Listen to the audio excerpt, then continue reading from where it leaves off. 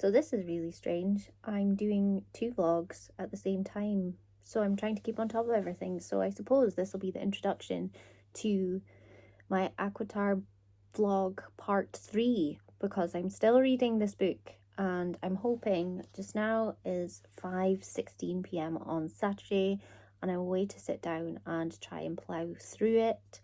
I'm in the middle of filming a Saturday and Sunday vlog as well, so I'm trying to make sure that I have content for both, but I didn't want to put the ACOTAR stuff in my normal vlog, so then people that haven't read ACOTAR can kind of not be subjected to listening to me talk about it and spoiling it for them. So as always, this is going to be a spoiler vlog. It's not going to be super spoilery, I don't think, but we'll just have to wait and see. I'm really excited to find out what happens next. And yeah, here we go. Hello, a little check-in. I am on page 304 of this, so I'm slowly but surely getting there, and I've just got to the part where, now I really hope I don't butcher her name. How do I say her name? Amarantha, I think that's right, Amarantha. Now she is one piece of work. When I was reading the bits that happened with, was his name Julian? I'm pretty sure his name was Julian. She wears his finger bone on her neck and his eyeball on her ring. I could so vividly see her described in that scene. She just oozes pure evil. And I just imagine this gothy kind of dark, nasty piece of work intertwined in a really dark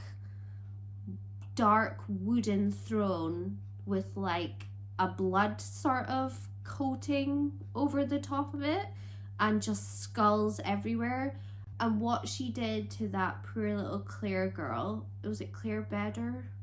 That Feyre basically said that Claire Bedder had, or Bedore, like her name, Feyre had said her name was Claire Bedore, and what happened to that poor girl was just horrific. And the fact that she's like raised above where Amarantha is like sitting, that scene alone, I was like, wow, I wasn't really expecting that kind of like graphicness from a YA. Like, I just didn't expect that at all. So that was kind of interesting.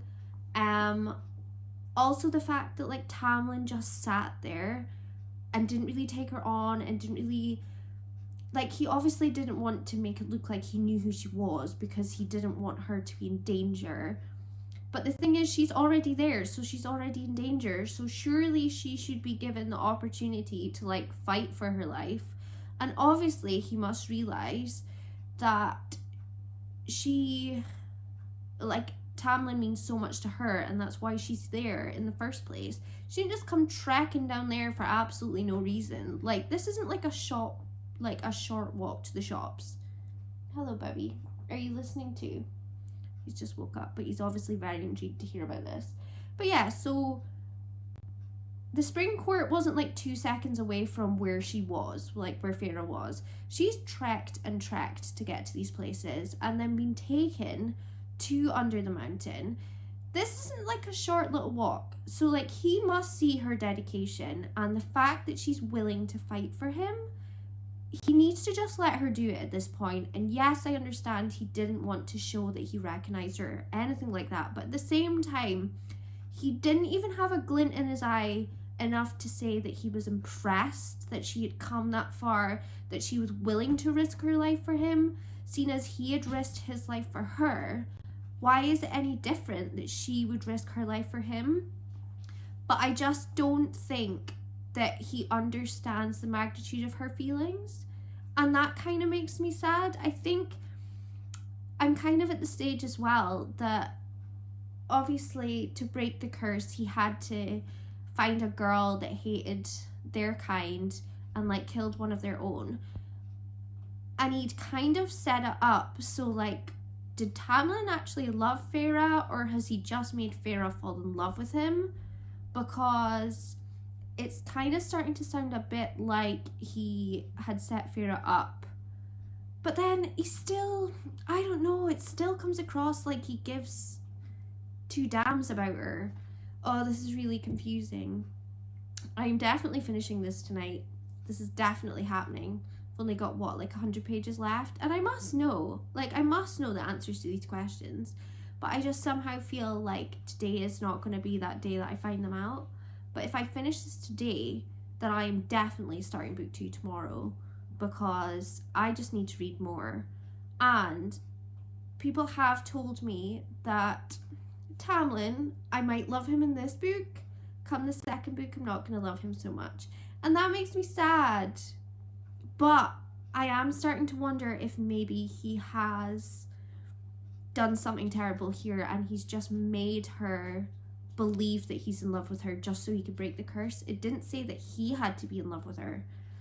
So I really hope that's not the case, but somehow I just feel like there's going to be something and he's basically just going to mess her up. So yeah, and I've just got to the last bit of that chapter where she's basically being knocked about and she's literally hearing every one of her bones like breaking. So is she even going to be able to do any of the tasks that Amaranthe, why is that difficult? Amaranthe, oh my goodness. Amaranthia. You know who I'm talking about when I'm saying this. So is she even going to be able to do the tasks? Like Feyre, is she going to be able to do the tasks that were set out for her if she's being broken into tiny, like thousands of tiny little pieces? If you hear all of your bones break, surely you're not going to be able to do anything. So we'll just have to wait and see. That was quite a long update, but it was a lot of catching up. Oh my goodness. I am terrible with people's names in this book. The guy was Jurian, not Julian. So I've got a Ryland and a Julian that don't exist in these books. What's going on? But just wanted to quickly pop in and talk about when Feyre was getting her nose fixed by Lucien. Oocha! Ow! I was sitting wincing when I read that scene. That was horrific when he had to reset her nose. But it was very kind that he did it. And he's really mad at her, which is totally understandable because Tamlin risked everything to make sure that she was safe. But at the same time, I still think there's something very suspicious going on here. And I can't quite put my finger on it yet. I still don't think Tamlin's intentions were as pure as I originally thought.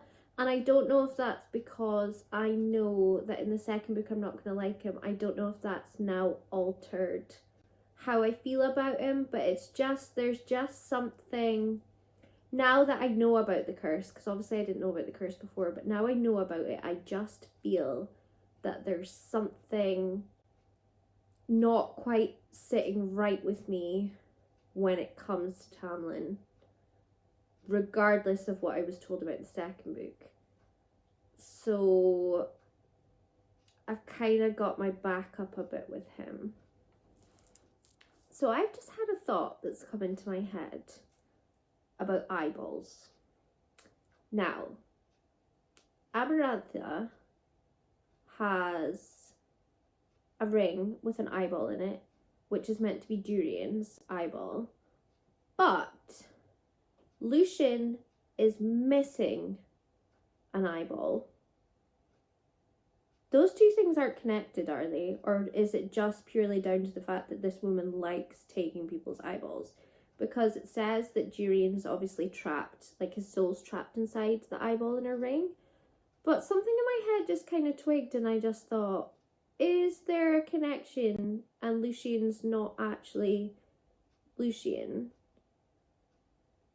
Oh, I don't know. Maybe I'm just overthinking things now. So, got to the part where Rysand has basically just turned around to her and said, look, I'm going to help you. I'm going to fix your arm. You're basically going to die here. You could end up with like no arm. So you can either spend 2 weeks with me a month and I'll heal you, or you can just rot here basically. And she hums and she hays and she kind of bargains and things and lowers it down to a week each month she's got to spend time with him. But little did she know that he was gonna put tattoos like all down her arm. I was not expecting that. Tamlin is gonna be raging. He is not gonna be happy that Feyre has bargained in that manner. There's no way he's gonna be happy with that. And also, what's Ryzan wanting to do with her like this 1 week of a month? I mean, naughty or what? Like, what is his game? I don't know what's going on here. Also, how is he not going to get into trouble for healing her? Because Lucian didn't want to heal Feyre because he was scared in case it was found out that somebody had helped her. So how's Ryzan going to get away with that? I don't understand how that's going to work. But then he was pulled to the side after the worm scene. So has it all been discussed that there'll be help? There's something afoot. Hello. It is a bedtime bit of the vlog again. So, in bed, literally got this much left. I'm on page 336 out of 416. I'm hoping to get the rest of this finished so that I can get the vlog up tomorrow, which is Sunday. And then I think what I'm gonna do is get the vlog edited and uploaded tomorrow morning, but it'll be at the usual time of 12 that the vlog will go up, just because I think by the time I finish this book I'm gonna be sleeping.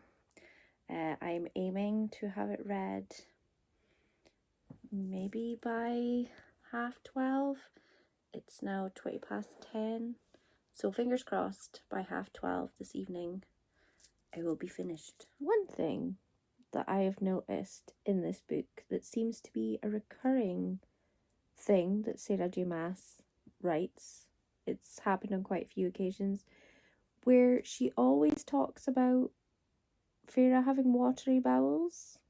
Is this a common theme within all of her books? Does she just like writing the words watery bowels? Did anybody else notice that? I'm sure it's happened like 4 times now. Such a strange thing to pick up on, I know, but I just wondered if anybody else had noticed. So as you can see, I'm still reading this, but this is all I have left, and it is so intense. She's on like the final trial, and basically she's literally just a way to stab Tamlin in the heart, but she's come to the realization that she thinks that his heart's made of stone. I've literally stopped myself at a cliffhanger just so I could purely talk about this. Oh my god. There's like, what page am I on? I'm on page 398. There's really not that many pages left. Obviously, the next page that I'm going on to, I'd imagine, is going to tell me if his heart is made of stone or not. But imagine if his heart isn't made of stone, then everything she's worked for, she's literally just messed everything up.